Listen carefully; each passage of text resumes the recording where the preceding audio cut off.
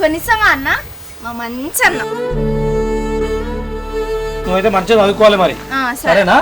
మళ్ళీ ఏమైనా college fee ఇట్లా కట్టినాక ఏమైనా అన్నారా సార్ గారు? కాలేజ్ ఫీజా ఏమనలే కానీ కానీ అక్క కాలేజ్ కాడికి వచ్చిందన్న. అక్కనా? అక్క గాడికి ఎందుకు వచ్చిందిరా? అంటే నీకు ఈ ముచ్చట అప్పుడే చెప్దాం అనుకున్నా అని మర్చిపోయినా అన్న. సరే మర్చిపోయితే మర్చిపోయినావు కానీ అసలు అక్క గాడికి ఎందుకు వచ్చిందిరా?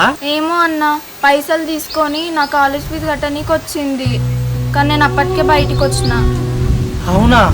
మరి నేను వచ్చినప్పుడు అక్కడ లేదు కదా, కనవల్లే నాకు. నువ్వు రాకముందే అక్క వచ్చింది. అక్క వెనకాలనే బాగా వచ్చి అక్కను ఒట్టుకుంటే తీసుకొని పోయిండు. అయ్యో, ఆ పిచ్చిదానికి ఎందుకట్రా? దాన్ని ఎవరు రమ్మన్నాడు? దాని సంసారమే చక్కగా లేదు, నీ గట్టనికి వచ్చిందా ఇంకా? ఏమో అన్న, నా కళ్ళతో చూసిన నేనైతే బాగా మస్తు కొట్టిండు అక్కని. అవునా? మరి నేను వచ్చినా కదా, నాకు ఒక్క మాట కూడా చెప్పలే నువ్వు. నువ్వు కోపంలో ఏమన్నా అంటావేమో అని చెప్పలేను. దాన్ని ఎవరు రమ్మన్నాడు? ఎందుకు వచ్చింది? ఇప్పటికే దాని సంసారం చక్కలేదన్న.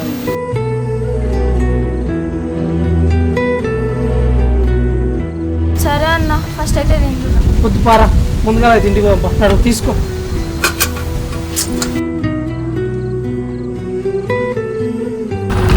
అన్న, ఏంద్రా? నువ్వేమన్నా బాధపడుతున్నావా? బాధనా? దేనికి బాధపడతారా? అంటే వదిలే ముంగట నన్ను అడిగినావు కదా కాలేజ్ ఫీజు అడిగినవా లేదా అని.